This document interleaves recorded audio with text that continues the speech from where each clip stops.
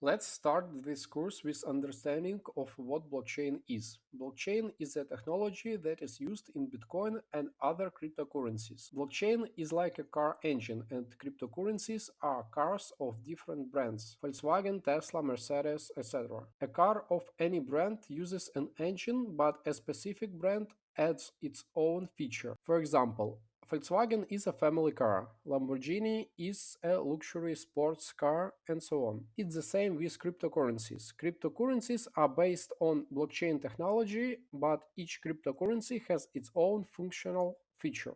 In fact, blockchain technology is used not only in cryptocurrencies, but also in other areas such as copyright protection, smart contracts, voting systems, etc. So, blockchain is just the technology that is used in many digital products.